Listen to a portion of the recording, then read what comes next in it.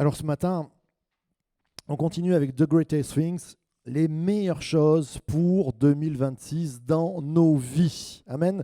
Je sais, j'ai un accent à couper au couteau et c'est pas toujours ça, mais les bonnes choses dans nos vies. On a commencé cette série depuis, on va dire, mi-janvier. Euh, c'est, je voulais qu'on puisse changer de regard. Souvent, dans les églises, on est à dire oui, la gloire est à Dieu. La gloire est toujours à Dieu. Je ne l'enlève pas, n'allez pas dire ce que j'ai pas dit. Mais on oublie de dire que la Bible a été écrite avec une pensée. Et je sais, on est toujours théocentré, on est toujours christocentré, mais elle est anthropocentrée. La Bible est centrée sur l'homme. Excusez-moi de vous le dire, mais Dieu n'avait pas besoin d'écrire un livre pour lui-même. Dieu... Et si j'écrivais un bouquin sur moi? Eh, les anges, il est bien ce livre, hein. Mais le message, il est centré sur toi, ta petite personne, la perdue au fin fond de la terre, Fréjus, Saint-Raphaël. Quand tu te sens seul, Dieu a écrit un livre entier pour toi, un peu pour moi aussi, un peu pour nous. Et Dieu a son regard. Et je crois qu'il est important de re-anthropocentrer la parole de Dieu. Ça ne veut pas dire waouh, on est des merveilleux, on est glorieux, on est orgueilleux. Pas du tout. Ça veut dire qu'il faut capter le regard de Dieu qui se réjouit de nos vies qui vont bien. C'est ça, Greater Things, c'est-à-dire le regard de Dieu, il veut que tu ailles bien en 2026. Qu'il pleuve, qu'il pleuve, qu'il pleuve. Une fois avec Alexandra, on s'appelle, il pleut. Est-ce que tu as des bonnes nouvelles pour moi? et c'est tellement ça. Des fois, on vient au travail, il pleut, on sort du travail, il pleut, tu rentres tes enfants. Ils ont rangé leur chambre, ils ont des bonnes notes à l'école, et ils ont préparé à manger. Et ton mari aussi, il a fait tout le ménage. C'est ça? Non, ça ne se passe pas toujours comme ça. Et il pleut. Et je crois que malgré la pluie, Dieu a décidé que ton année serait la meilleure année de ta vie 2026. Amen. Et c'est ça les choses les meilleures. Et je veux vraiment... Donc on a commencé en disant, Dieu a créé l'homme pour se réjouir en lui. Dieu, c'est Jésus qui le dit, hein. Voici, je faisais mon délice de jouer au milieu des hommes. Et combien c'est important de pouvoir regarder le regard d'amour de Dieu. Comme je le disais, Jésus n'est pas mort pour des peccadilles. Jésus, vous savez, souvent, on a cette vision. Dieu recherche sa gloire. Et quelquefois, je parle vraiment aux croyants, là. Des fois, on a un regard tronqué sur tout pour la gloire, rien pour moi. Oui, on ne va pas voler la gloire à Dieu, c'est pas ce que je suis en train de dire. Mais vous savez, Jésus s'est dépouillé de sa gloire pour pouvoir nous mettre en gloire, pour pouvoir nous sortir de la boue et nous amener à la gloire. C'est ce regard qu'il nous faut changer. Jésus s'est dépouillé de gloire. C'est-à-dire, à un moment donné, si on parlerait dans la vie de tous les jours, si on parlait dans la vie de tous les jours, on disait, Jésus s'en est fiché de sa gloire. Jésus a dit, je ne regarde pas ma gloire, j'en veux plus, je viens donner la gloire aux hommes, je viens les relever de la boue parce qu'ils sont dans la misère. Ça, c'est le plus grand acte d'amour que Jésus a fait. Il s'est dépouillé de toute la gloire, toute la puissance, tout ce qu'il avait de super pouvoir pour descendre au milieu, pour s'incarner, pour venir te chercher. Et encore l'incarnation, elle nous parle aujourd'hui. Jésus, homme parmi les hommes. Jésus qui t'accompagne, Jésus qui te comprend dans tes misères pour que tu sortes de la misère. J'aimerais entendre un grand Amen. Amen. Alors c'est ça, Greater Things. On a parlé d'Adam, qui est relevé en Christ, on a parlé de la création, on a parlé des mises à jour avec Pasteur Timothée. Alléluia, il nous faut avoir des mises à jour en 2026, il faut qu'on change de regard. Et ce matin, ma prédication s'appellera « Miroir, mon beau ». Ah, vous connaissez?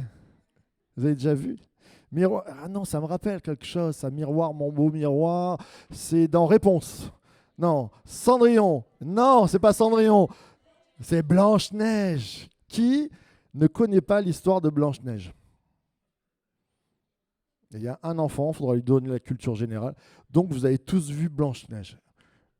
Même Coco, Coco, tu as vu la Blanche-Neige, tu t'en rappelles? Claudine, tu te rappelles de Blanche-Neige, l'histoire de Blanche-Neige? Elle me regarde, elle ne m'écoute pas. Tu es là, Claudine? Claudine, tu te rappelles de Blanche-Neige? Non, je ne vais pas te faire venir sur le devant, t'inquiète pas, jouer Blanche-Neige. Moi, je fais les 7 nains. Blanche-Neige, il y a une méchante reine dedans. Elle a un miroir. Et à chaque fois, elle dit « Miroir, mon beau miroir ». Et elle se regarde et elle ne voit qu'elle et elle ne veut voir que sa beauté. Et le jour où il y a une autre beauté qui apparaît, tellement elle s'est regardée et penchée sur sa beauté qu'elle veut détruire l'autre beauté grandissante.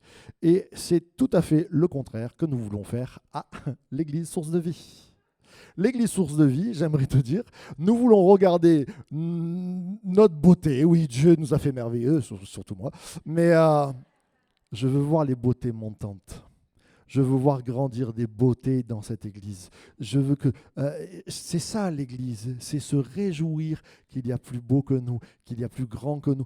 Paul va dire, regardez vos frères et vos sœurs comme supérieurs à vous. Mais c'est une réjouissance. Pourquoi? Parce que ça, c'est l'esprit de famille. Quand je regarde mes filles, bon, mes filles, je ne peux pas me comparer, je suis un homme, mais malgré tout, je ne suis pas en train de dire, il faut que je sois plus beau que mes filles, il faut que je... Non, c'est elles qui vont paraître. Et je crois que dans notre Église, nous voulons avoir une pépinière d'enfants plus beaux que nous, meilleurs que nous. Amen. Alors, les miroirs, Dieu nous en donne aussi. Et la parole de Dieu va nous parler de miroirs. C'est vrai. Et il y a des outils, et c'est pour ça que je vous en parle ce matin. Greater Things, c'est vous amener les choses les meilleures que Dieu a prévues pour nous. C'est-à-dire en 2026, il a prévu des choses, de toute éternité, pas qu'en 2026, mais il a prévu des miroirs, par exemple. Et les miroirs, on va le lire ensemble. Voilà, on peut se lever si vous le voulez. Ça oxygène et on se concentre sur la parole de Dieu.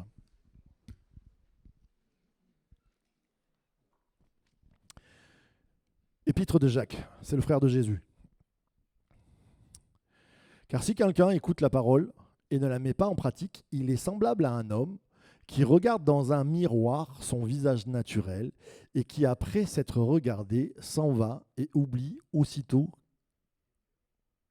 quel il était, ou qui il était, ou comment il était. On va reprendre ces paroles parce qu'il y en a qui ont déjà oublié ce qu'on a lu. Car si quelqu'un écoute la parole de Dieu, la Bible, et ne la met pas en pratique, il est semblable à un homme qui regarde dans un miroir son visage naturel et qui, après s'être regardé, s'en va et oublie aussitôt comment il était. Ok?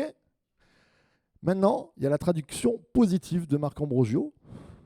Celui qui écoute la parole de Dieu et la met en pratique ressemble à un homme qui se regarde dans un miroir, ou une femme, qui reconnaît ce qu'il voit et ajuste sa vie en conséquence. Amen, amen et amen. Ce matin, on va parler de miroir. On ne va pas parler de miroir narcissique. Vous savez, le miroir qui... il y a plusieurs miroirs, il y a plusieurs regards dans les miroirs. On a plusieurs façons de se regarder dans un miroir. On peut être narcissique, regarder, oh que je suis beau, oh le meilleur profil, on le présente. Et dans notre vie, être un peu comme ça, il y a des miroirs informatifs. C'est-à-dire, tu mets un t-shirt, tu te regardes, oh, il y a une tache, je vais changer de t-shirt. Il y a des miroirs d'amélioration. À la maison, il y a un miroir spécial. Il donne mal aux yeux. C'est un miroir loupe. Vous connaissez, les filles connaissent, avec des lumières. Et en fait, moi, quand je m'approche, je dis, oh là là là là là là, je vois tous les défauts. Et mes filles, ma femme n'en a aucun défaut, donc elle ne s'en sert pas. Bah, bien sûr. Mais mes filles en ont. Et alors, elles passent des fois 3/4 d'heure devant ce miroir parce qu'elles essayent de s'améliorer. C'est des miroirs d'amélioration.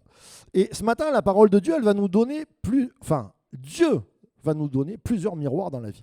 Des miroirs pour qu'on s'améliore, des miroirs pour qu'on soit transformé, des miroirs pour enlever les taches. Il nous est dit que l'Église, elle est sans taches ni rides. Aïe, aïe, aïe, aïe, aïe, aïe, aïe. Aïe, aïe, aïe.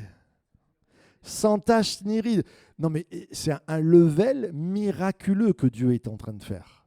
C'est-à-dire, il nous demande d'être sans tache ni ride. Elle a 2000 ans, Seigneur. Moi, j'en ai 46. Je me regarde, j'ai des taches de visage et j'ai des rides.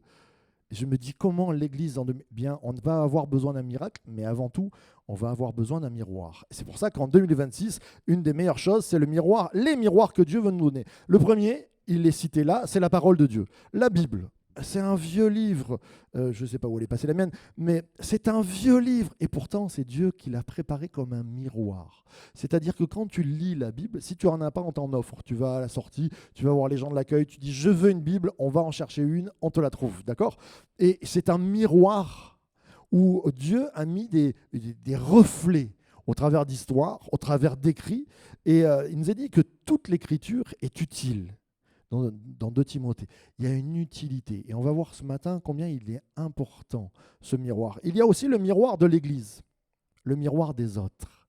Je crois que la parole de Dieu, et quand je la lis, il y a des bons conseils. Ce matin, vous savez quel texte j'ai lu? Ah mais oui, vous devriez le savoir, vous connaissez votre pasteur quand même par cœur. Et le proverbe 15, c'était aujourd'hui. Et en plus, il y a mon verset préféré dedans, je me régale. Eh oui, mon verset préféré, c'est « Mieux vaut de l'herbe là où règne l'amour qu'un bœuf bien engraissé là où règne la haine ». Ça, c'est mon verset préféré et je veux que ça suive ma vie. Je crois que des fois, on a peu, mais quand il y a l'amour, c'est tellement important. Et ce proverbe dit que la bonté soit attachée à ton cœur. Et je regardais encore ce proverbe, je dis, oh, quel miroir fabuleux que tu me donnes. Seigneur, ça me donne envie d'avancer. Il y a la parole, il y a les autres. Les autres, la parole de Dieu va nous dire, le faire aiguise le faire. Aïe, aïe, aïe, aïe, aïe, aïe, aïe. Mais l'Église, elle est là pour ça aussi. L'Église, c'est un miroir qui va nous montrer nos beaux côtés. Il va y avoir des compliments, il va y avoir des encouragements, il va y avoir des ponçages d'angles. Quand j'étais plus jeune, je vous donne un témoignage par rapport à l'Église, combien c'est important le miroir de l'Église, le miroir du groupe. Quand je fus plus jeune, avec des beaux cheveux et toute ma jeunesse et ma forme, j'avais des angles un peu moins arrondis. J'aimais toujours le Seigneur. J'aimais les gens, mais j'avais des angles saillants. Et quelquefois, je pouvais un peu me friter. Et j'avais une bonne amie dans l'église, et à un moment donné, elle m'agaçait.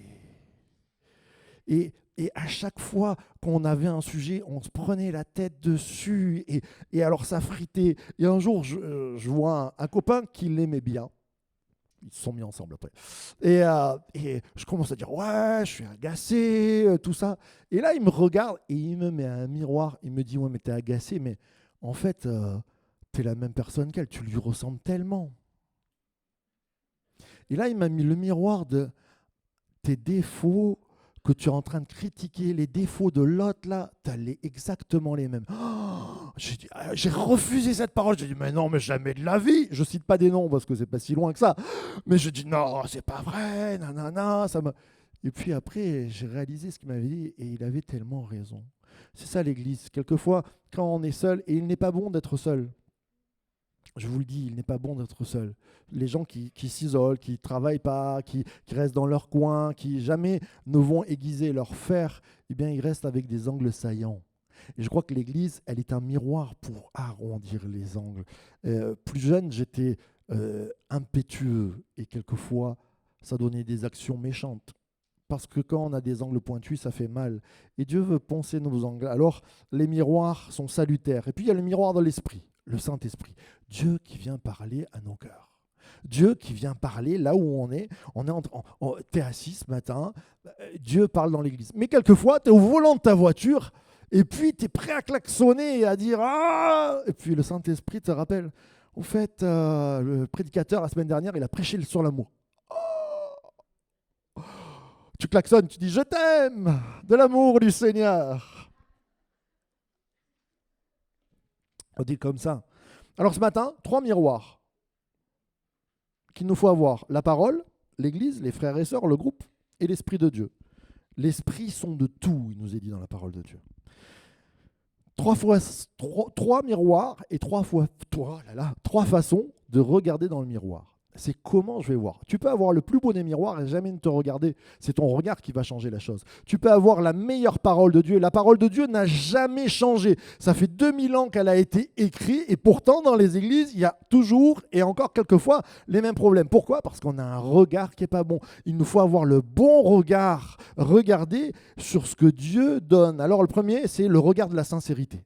Il faut être sincère. Il faut aller devant le miroir en acceptant ce que le miroir va nous dire de nous. C'est ce que je vous disais tout à l'heure, quand mon ami m'a dit « Mais t'es exactement pareil que la personne que tu es en train de critiquer. » Moi, j'avais pas envie de regarder mon visage comme ça.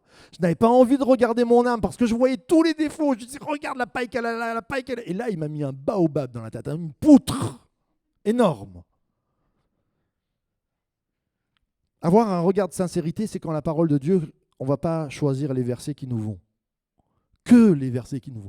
Je suis une merveilleuse créature. Le regard de la sincérité, c'est pas oh Dieu est avec moi, demandez, vous recevrez. Il y a ça, alléluia, Dieu te donne ce miroir-là aussi pour t'encourager. Peut-être qu'il y a des gens qui sont en train de dire oh je suis rien. Non, il te dit t'es une belle créature.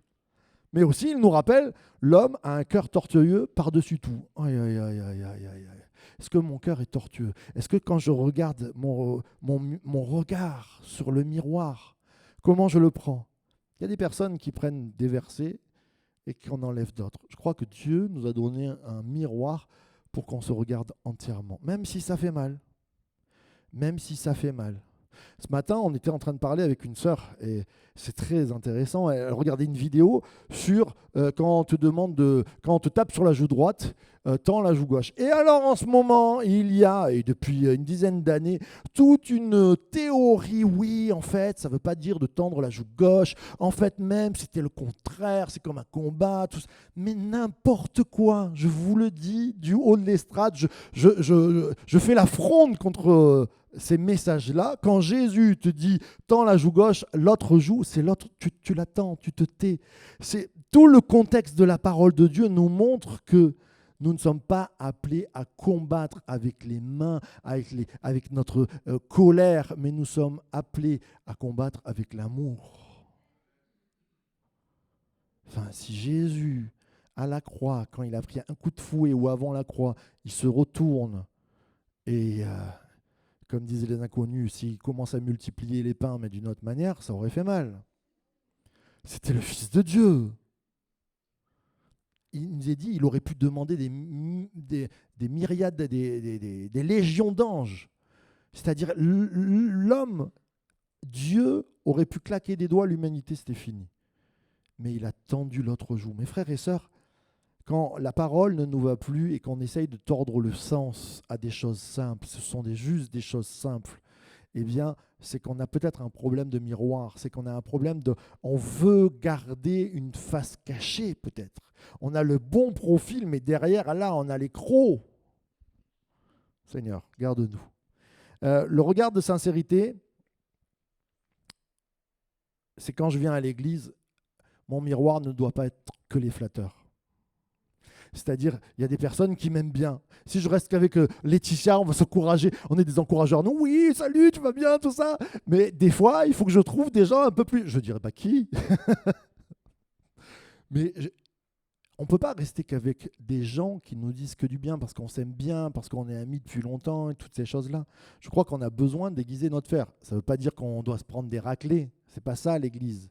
Mais c'est que quand tu choisis les personnes dans ton entourage pour jamais avoir de problème, et j'entends, et je ne suis pas contre les réunions de petits groupes, les réunions les églises de maison, mais c'est sûr que quand tu te retrouves qu'avec 2-3 amis, c'est plus facile qu'avec 150 où tu peux trouver des personnes qui vont contredire ce que tu fais. Et je crois qu'il ne faut pas avoir peur des grandes églises, mes frères et sœurs. C'est le meilleur miroir qu'on peut avoir. Parce que sur les 200 personnes qu'on est là, je crois qu'il y en a toujours un qui va être un miroir différent. Il y a toujours quelqu'un qui va nous dire avec bienveillance, mais que là, peut-être, je vais progresser rien que dans ce que je vois de lui. Vous savez, il n'y a pas besoin de parler des fois. Je regarde les gens, j'ai appris, j'ai des yeux, j'observe, je regarde. Tiens, lui, il est toujours en train de faire le café. Lui, il est toujours en train de ramasser les mouchoirs, les bouteilles qui sont... Ah, ça sert... Ben, peut-être que moi aussi, je peux être une petite main et ramasser les petites bouteilles. On apprend. On apprend, regarde, l'Église, plus elle est grande, plus elle est multiple, plus elle nous donne. J'aime regarder les frères et sœurs et je me dis, je vois Jésus en eux. C'est le regard que je veux avoir dans l'Église et je ne veux pas fuir ce qui ne me va pas. Et puis, le regard de sincérité, c'est avec l'esprit, je n'écoute pas que ce qui me... Tu vas être prospère, tu vas grandir, tu vas être guéri, tu vas être béni, tu vas être magnifique. Alléluia. Tu as choisi un mauvais chemin, hop, hop, hop, hop, c'est pas pour moi, c'est pour mon voisin ça. Non, je ne choisis pas. J'ai un regard sincère pour arrondir mes angles.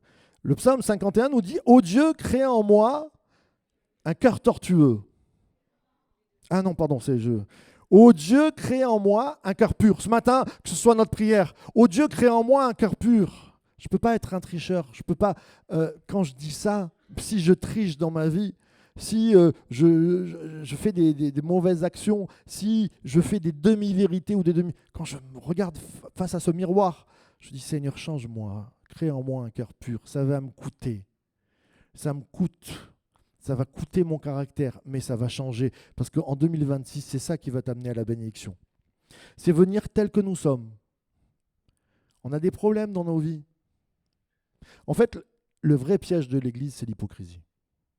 Le vrai piège de l'Église, c'est d'avoir un regard toujours sur la bonne face. Je lève la main, je passe pour un bon chrétien, mais dans la semaine, comment je suis? Est-ce que je suis quelqu'un d'exécrable ou quelqu'un de bénissant? Est-ce que mes voisins peuvent dire que je suis quelqu'un de gentil et de bon qui donne la main ou quelqu'un qui râle tout le temps? Comment ma femme me voit? Comment mes enfants me voient? Comment mes parents me voient? Et c'est important de pouvoir se regarder avec un regard sincère, sans artifice. J'en ai déjà parlé, mais sincère, le mot sincère vient du latin sancire, vous vous en rappelez? Sancire, la cire, vous savez, les bougies qu'on fait en cire. Parce qu'il y avait des statues, quelquefois, quand on taillait le marbre, aïe, il y avait une fissure. Et ça se voyait. Et là, on ne pouvait plus la vendre au bon prix. Il fallait qu'au moins 50% parce qu'il y avait une fissure et que ça pouvait être abîmé. Alors, qu'est-ce qu'on faisait? Les tricheurs, ils prenaient de la cire, comme la cire de bougie, et sur le marbre, ça ne se voit vraiment pas. J'ai déjà fait l'essai d'ailleurs. Et quand tu passes la cire, tu fais fondre. Ah, on dirait que le marbre est parfait. Sauf que dans un jardin, quand le soleil de Méditerranée tapait dessus, la cire, elle coulait et puis la fissure réapparaissait. Tu sais, si tu laisse pas Dieu te guérir, tes fissures, elles vont toujours réapparaître. Même si tu te maquilles. Et ce matin, on n'est pas là pour se maquiller, on est là pour être transformé. En italien, se maquiller, c'est truccare. Tu te truques. Et des fois, spirituellement, on se truque. Des fois, on se déguise. C'est terrible de voir les héros, et là, ce matin, on va parler des héros. Vous savez, cette thématique, c'est l'aventure dont tu es le héros. Et moi, je crois que Dieu cherche des héros qui tiennent la route, des héros qui soient sincères, des héros qui ne se déguisent pas. Il y a un des plus grands rois de toute la parole de Dieu, le meilleur. C'est qui? Non, David, il est loin d'être bien, il faut relire la Bible. Oui, mais il n'est pas reconnu comme quelqu'un de... Il a le cœur selon... Ça, c'est au début. Mais après, il fait un carnage, David. Non, Josias. Ah, mais oui, relisez l'histoire de la Bible, c'est génial. Vous allez voir des gens qui sont parfaits. Lui, c'est le vrai héros de Dieu. Il nous a dit que depuis le début, il garde la parole de Dieu. Il enlève les lieux saints. Il fait place pour Dieu. Il a un cœur honnête. Et la fin de sa vie, comment il finit? Comme un anti-héros. C'est terrible. Et ce n'est pas ce qu'il faut qu'il nous arrive. La parole de Dieu nous dit mieux vaut la fin d'une chose que son commencement. Josias, à un moment donné, il se déguise. On ne comprend pas pourquoi il part à la guerre, il met un déguisement. Parce qu'il dit, je vais tromper l'ennemi, je vais passer comme ça.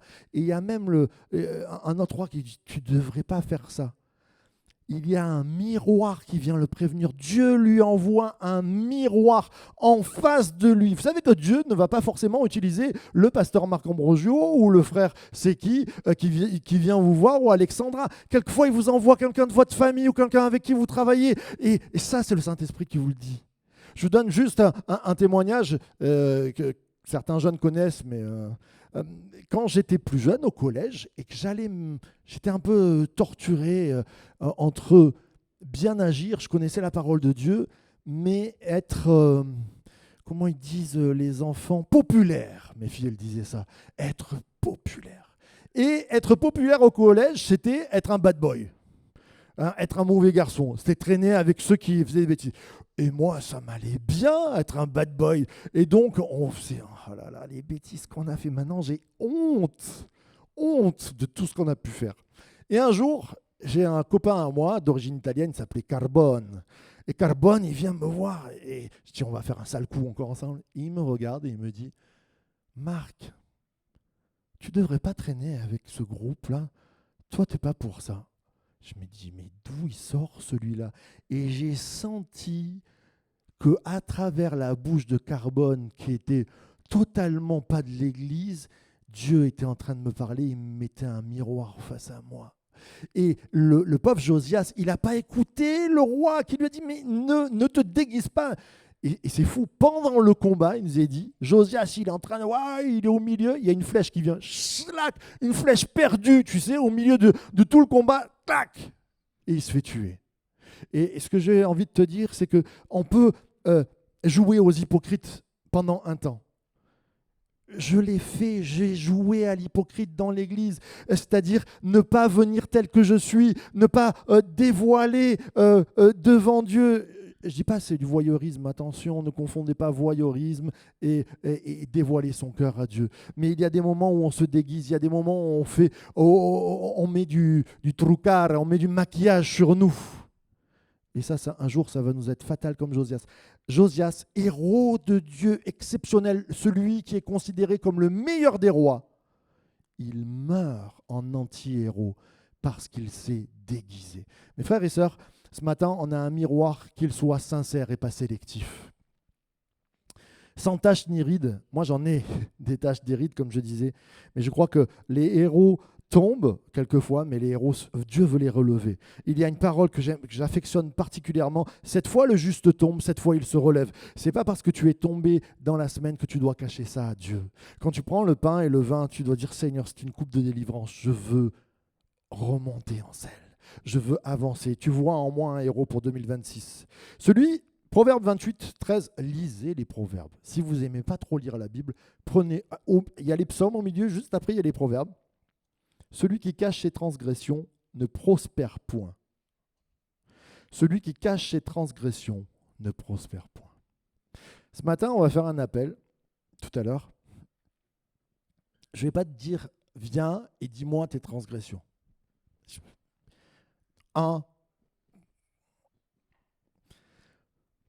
n'ai pas envie de le savoir. Moi, ce que je veux, c'est qu'en 2026, tu ailles bien. Et si tu gardes des fissures, l'eau, elle va rentrer dans le marbre que tu es, et un jour, ça va pourrir, ça va s'écarter, ça va craqueler, et ça va aller plus loin. Ce matin, je crois que c'est le temps de changer. C'est le temps de venir comme on est. Et souvent, c'est assez terrible, les nouveaux ont plus de facilité à venir et à dire « Ah ouais, moi j'ai besoin de changer » que des fois, nous les anciens. Nous les anciens, on est tellement habitués à l'église, on connaît les codes, on sait jouer aux chrétiens, on sait faire pour bien passer. Et pourtant, il y a les mêmes fissures quelquefois qui nous atteignent et qui peuvent aller loin. Quelquefois, on voit des choses, on se dit oh, « Mais comment ?» On a laissé des fissures, on a mis de la cire dessus. Seigneur, change-nous. Amen. Est-ce que je peux entendre un amen à ça? Le piège de l'anti-héros. Je ne veux pas plomber l'ambiance ce matin. Je veux te dire 2026, c'est pas plomber l'ambiance et dire oh, on a des taches, on a des rides, on a des fissures, on va tous mourir. Non, c'est pas ça. C'est Dieu nous met des miroirs, à nous de changer de regard et de dire il nous met des miroirs pour qu'on se transforme. Il y a un anti-héros que j'affectionne particulièrement dans l'Ancien Testament, certains le savent. Qui? Un anti-héros, Saül. Saül, qu'est-ce que j'aime son histoire. J'aime ce personnage. Relisez les 1 Samuel, 2 Samuel, 1 roi, 2 rois, les nouveaux, là, vous ne connaissez pas, il y a des histoires formidables. Quand vous les lisez, wow, la Bible, ça ne cache pas les défauts. Non, ça ne cache pas les défauts. Il y a des vrais miroirs pour dire, si lui il avait un défaut, toi tu peux l'avoir. Et Saül, il est au top ce gars. Il est vraiment au top. Si vous regardez même David, des fois David, on se dit, ouh, il est un peu... Le garçon, il en veut. Hein. Saül, il arrive tout timide, il dit non, pas moi, s'il vous plaît. Ouais. Et il est vraiment tranquille. Et Samuel va loindre et il y a une bénédiction. Il y a une vraie bénédiction. Saül, il est avec des prophètes, il devient prophète. Il y a la présence de Dieu qui est dans sa vie. Il y a des marques extraordinaires sur la vie de Saül. Mais 40 ans de règne. 40 ans, c'est long. 40 ans où il va rester peut-être un peu isolé, seul, et où les miroirs vont devenir sélectifs pour lui. Il ne va vouloir regarder plus les autres, mais lui, un narcissisme, une comparaison permanente, une justification automatique, le refus d'être vulnérable. Et Saül, quand David va pointer le bout de son nez, il va être jaloux. Et c'est assez terrible de regarder ce piège-là. Saül dit il nous a dit dans 1 Samuel, Saül dit encore, j'ai péché. Bien. Maintenant, je te prie, c'est le verset d'après, honore-moi en présence des anciens de mon peuple et en présence d'Israël. Reviens avec moi et je me prosternerai devant l'Éternel. Il parle à Samuel, le prophète, il dit, c'est vrai, j'ai péché, mais je te prie, honore-moi devant les anciens quand même, c'est moi le roi. Hey, il faut qu'on m'applaudisse. Waouh! Pas de repentance là. Il y a un regard de oui, j'ai compris que j'ai péché, mais on va laisser le mauvais d'un côté, honorez-moi. Et là, il y a une catastrophe qui se passe au travers de la vie de Saül. C'est terrible. Mes frères et sœurs, le plan de Dieu n'était pas que Saül devienne un anti-héros. Le plan de Dieu n'était pas que Josias devienne un anti-héros. Le plan de Dieu pour ta vie, c'est pas que tu deviennes un anti-héros en 2026, mais le héros que Dieu veut. Amen. Alors, on a besoin, quand on voit ça, du miroir de la repentance. On pourrait parler de David, là. David, extraordinaire, l'homme au cœur de Dieu. Il fait une catastrophe, mais pour moi, un des pires péchés, une des pires histoires. Souvent on dit David, magnifique, je chante comme David. Je fais pas tout comme David. Hein. Je trompe ma femme comme... Oh David, c'est une catastrophe. Je fais assassiner des gens comme David. Non, David, relisez l'histoire. Pour moi, c'est une des pires histoires de la chute d'un héros. David, à un moment donné, il se ramasse, mais terriblement. Il n'a pas veillé sur son cœur. Mais c'est là où, en 2026, on peut compter sur Dieu, même si tu fais des catastrophes dans ta vie, ou que tu as vécu et que tu as fait des choses pas bonnes, le Seigneur te dit, je veux relever le héros qui est en toi. Il va dire à Nathan, Nathan vient le voir, il lui raconte une histoire. Et au début, David, c'est tellement non. Nathan vient lui parler d'une histoire de catastrophe et il dit, oh, il lui donne une image. Il dit, imagine-toi, il y a un berger, il a une brebis, il l'aime, tout ça. Et puis il y a des gens qui viennent, ils lui volent la brebis. Il dit, non, mais quand même, David, il se lève, il dit, mais on doit lui faire payer 4 fois. Et puis on lui met la fessée et c'est pas normal. Et Nathan lui dit, c'est toi cet homme-là. Oh. C'est-à-dire que quand le péché grignote nos cœurs, quand on a l'habitude de regarder que les bons côtés, oh, je suis un bon pasteur, je suis magnifique, je prêche bien, je prêche même très bien, je chante, je fais des choses, je fais des bonnes actions. Ah, oui, mais là, et David, il n'a plus le regard sur sa vie. Il arrive à voir la paille dans l'histoire, mais il ne reconnaît pas que l'histoire, c'est lui. Et c'est tragique. Et quelquefois, on est aveuglé, on n'a plus le bon regard. Et là, Nathan lui dit, c'est toi. Et David, c'est tellement beau. Il va dire, j'ai péché contre l'Éternel, mais il ne va pas dire comme Saül, maintenant je te prie, honore-moi. Il va dire, je te fais connaître mon péché. Je te fais connaître mes problématiques. J'ai besoin de toi. Et je crois que si on a le miroir de la sincérité, on a le miroir de la repentance. La repentance, ça ne veut pas dire forcément pleurer, dire, oh, ya, et crier, tout ça. C'est dire, oula, il y a quelque chose qui ne va pas, je change d'avis. Le terme, c'est changer d'avis. Je change d'avis sur ma vision des choses. Quelquefois, dans nos relations, on nous fait du mal. Et il serait légitime de répondre. Et la parole de Dieu nous dit, tends l'autre joue. Et Saül, peut-être qu'il avait une légitimité. Ce qu'il n'a pas vu, c'est que la légitimité de son cœur, de répondre l'a amené à de la haine, l'a amené à des choses destructives. Saül, il a voulu sauver son image, mais il a perdu son âme intérieure. Quelquefois, on ne veut pas souffrir de notre orgueil. On ne veut pas souffrir dans notre ego. Mais un jour ou l'autre, on souffre de la paix. Et perdre la paix, c'est la chose la plus atroce qu'il puisse y avoir. Et David va le dire dans un verset, si vous le connaissez, « Tant que je me suis tu, mes os se consumaient. » C'est-à-dire, il en avait presque mal aux os, tellement il avait caché sa faute. Et il va dire, « Seigneur, maintenant j'ai péché contre toi, je te fais connaître mon péché. Sonde-moi, ô Dieu, qu'est-ce qu'il est beau ce chant qu'on reprend, c'est David, et connais mon cœur. Regarde si je suis sur une mauvaise voie et conduis-moi dans les sentiers de l'éternité. » Seigneur, conduis-moi. Confesser, c'est respirer, je crois. Des fois, on garde la respiration, on est comme ça, il ne faut pas qu'on nous voie. Viens tel que tu es, viens devant le Seigneur. Vous savez, on a tous à travailler. Et en tant que pasteur, j'ai à travailler. On travaille sur nos caractères.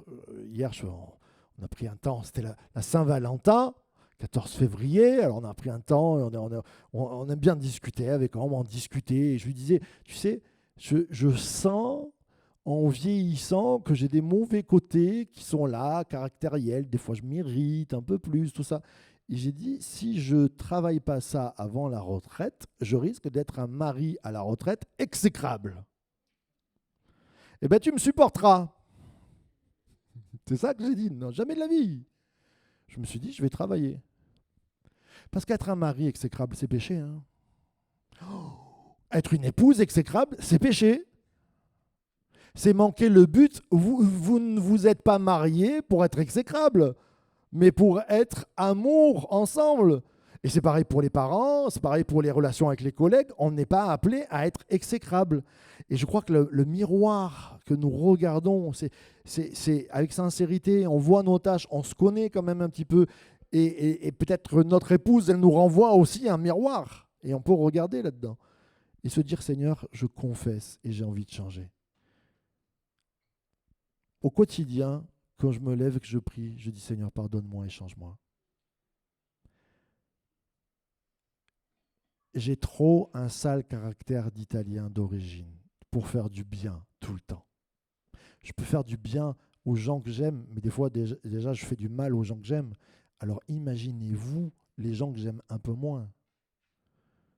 Et je crois qu'il faut avoir un regard de repentance. Dieu nous met des miroirs pour qu'on puisse changer, pour que tu puisses être un héros. Et c'est là où ça va changer en 2026. C'est qu'en 2026, si tu acceptes avec sincérité le regard, si tu te regardes sincèrement et si tu acceptes que tu te dis « je veux changer de vie », je veux changer de regard, je veux me repentir. Tu vas voir comment dans ta famille ça va changer. Tu vas voir comme dans ton travail, tu vas être le héros que Dieu veut. Tu vas voir comme dans cette église, tu vas être le héros, pas frustré comme ça, et puis qui regarde les autres grandir et qui dit aïe, aïe, aïe, qu'est-ce qui se passe? Il faut que je m'approche, donnez-moi de l'honneur, toutes ces choses-là. Non, Seigneur, travaille en moi. Je veux regarder Timothée comme plus grand que moi, comme meilleur que moi. Et s'il était moins bon, je ne vais pas cacher toutes les billes que j'ai en disant oh, il va être moins bon, il prêche moins bien.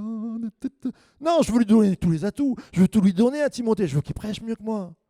Je veux qu'il prie mieux que moi. Je veux qu'il visite mieux que moi. Je veux que ce qu'il va donner, ce qu'il va développer, que son ministère, ça m'honorera à moi de le voir plus grand.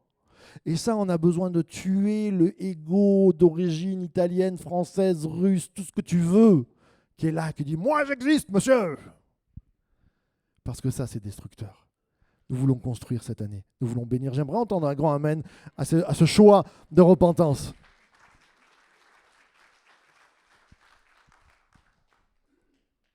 Et puis, le miroir de la transformation. Le regard de la transformation. La parole de Dieu nous dit, nous sommes transformés de gloire en gloire. Nous sommes transformés de gloire en gloire. C'est quoi cette histoire? Nous sommes transformés de gloire en gloire. Nous sommes transformés de gloire en gloire. C'est ce que je vous disais ce matin. C'est que Dieu ne regarde pas sa gloire pour lui en disant « Hey, regardez comme je suis glorieux, vous êtes rien. » Une aventure dont vous êtes le héros. Baisse un peu le piano s'il te plaît, merci. c'est que Dieu regarde ta vision et on prendra d'autres textes où Dieu va carrément dire vaillant héros. Il regarde Chantal en disant regarde-toi maintenant, tu t'es repenti, avec un regard de transformation, avec un regard de héros. Dieu pose le mot sur nous. Tu sais, des fois, on a sécurité, accueil, là, tu sors, ils ont les brassards. Et imagine-toi que Dieu te dit, mais c'est bien, tu as changé de regard, tu es en train de travailler sur toi-même, mais bien, je veux me présenter avec comme je suis, Seigneur, viens changer ce qui ne va pas, ce qui n'est pas à ta gloire, ce que je sais déjà et ce que tu vas me montrer. Et puis Dieu, il prépare un petit brassard, là, il va mettre héros, Timothée, héros 2026, Ambre, héroïne 2026, Jean-Marc, héros 2026, Chantal, double héroïne, alléluia. Héros, Timothée, héros 2026, Ambre, héroïne 2026. Jean-Marc, héros 2026, Chantal, double héroïne, alléluia. Dieu est en train de préparer une étiquette. Et c'est ce regard de transformation que je veux avoir pour 2026. Mon frère, ma soeur, on est tous à la même enseigne. Ce que je ne veux pas dans tout l'avenir de Source de Vie, c'est une église hypocrite. C'est une église où on ne va pas bien. Et on ne dit rien. On peut ne pas aller bien, on a le droit de ne pas aller bien, mais on a le droit d'aller mieux avec Jésus. Je suis fait du même bois que toi. Et avant que le bois ne brûle, viens mettre de la sève du Seigneur, viens te brancher. La parole de Dieu nous dit que Jésus a dit « Je suis le cep ». Si nous, nos branches qui sont sèches, qui sont bonnes qu'à être brûlées, on se rebranche sur Jésus, alors la sève va couler, alors les feuilles vont revenir, alors le fruit va être porté. Mais il nous faut changer de vie. Et ce matin, je vais faire un appel par la suite. L'appel à la repentance, c'est se regarder entièrement. C'est dire ça ne va pas dans ma vie.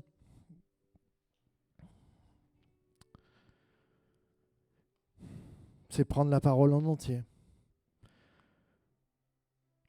Il y a des options de vie et je ne vais pas en parler, mais vous les connaissez, ces options où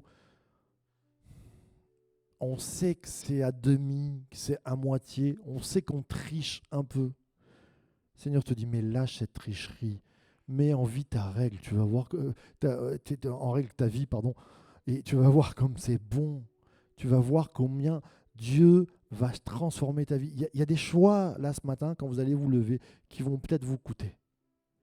De se dire peut-être c'est le moment où ben ouais, je dois me marier, que j'arrête peut-être la mésalliance que je suis en train de faire. Peut-être plus tricher là où je triche. Peut-être abandonner mes colères. Peut-être abandonner ce que je regarde, ce que je ne devrais pas regarder. Toutes ces choses-là, tu sais qu'elles font la guerre à ton âme et tu n'arrives pas à t'en passer ce matin. On va venir devant le Seigneur sans hypocrisie, on va dire, je veux changer. Quand on s'approchera ce matin, je ne vais pas prier pour les malades, je suis désolé. On va prier pour nos cœurs, pour qu'ils soient en pleine santé. Pour qu'on puisse dire ça, je veux que ça change dans ma vie. Je veux être un homme, une femme d'alliance. Je veux être un homme, une femme vraie. Je veux être un homme, une femme qui amène de l'amour et plus qui soit mené par la colère. Ça coûte toujours quelque chose de se lever.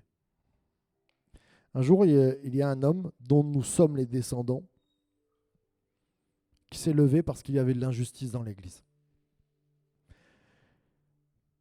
Il y avait des doctrines qui disaient plus tu donnes de l'argent, plus tu payes ton salut, plus tu vas réussir. Et ce gars-là, ça l'a rongé. Il relit l'épître aux Romains, il dit mais non, mais c'est pas vrai. Le salut, il est gratuit. Qu'est-ce qu'on est en train de prêcher? C'est pas parce que tu donnes plus que tu vas être sauvé plus. C'est pas parce que tu fais plus. C'est pas les œuvres qui nous sauvent. Et alors, il se met même en colère. Il nous a dit qu'il a jeté son encrier contre son mur. Il y a ce qui paraît encore la tache dans sa chambre. C'était un moine. Et cet homme-là, il dit je vais protester. Et il va faire des écrits, il va écrire. Et il va dire là, je ne suis pas d'accord. Je ne suis pas d'accord pour dire que Dieu ne peut pas nous changer sans argent. Dieu peut nous changer juste parce qu'on a besoin de se repentir. juste parce qu'on reconnaît que notre nature, on est un peu tordu et qu'on vient devant lui, mais que cette grâce, elle est gratuite. Et cet homme-là, il s'appelle Martin Luther. Luther va se lever contre l'Église d'État de l'époque, universelle. Il va dire, on ne peut pas dire ces choses-là. Ça lui a coûté beaucoup. Il est excommunié. Mais si nous sommes une église protestante aujourd'hui, c'est parce qu'un homme s'est levé un jour. Je ne suis pas en train de dire il faut continuer la guerre avec les catholiques. Hop, hop, hop, hop. C'est pas ça le sujet. C'est parce qu'encore aujourd'hui, je crois que l'esprit de Luther doit être au milieu de nous et dire Seigneur, je veux protester contre qui je suis. Je veux protester contre mon ancien moi qui fait du mal. Je veux protester contre ce qui, en moi, dans ma nature, me pousse à faire des choses peut-être contre nature. Mais Seigneur, je veux maintenant venir et protester contre ces choses-là. Je crois que ça demande du courage, mais ça fait une libération. Et même l'Église catholique a dû, à un moment donné, changer de fusil d'épaule en voyant le réveil qui se passait chez le protestant. Et je suis content qu'aujourd'hui, on n'ait plus le fait de payer son salut. Et c'est important ce matin qu'on puisse se réformer, qu'on puisse se repentir. Je parle aux anciens chrétiens avant tout. C'est nous les exemples. Tu as plus de 10 ans de baptême, c'est à toi de te réformer en premier. C'est à toi de te repentir en premier. C'est la première fois que tu viens ou les premières fois, Dieu veut faire de ton année une année 2026 bénie parce que tu viens devant lui et que tu veux être béni. On va se lever ensemble.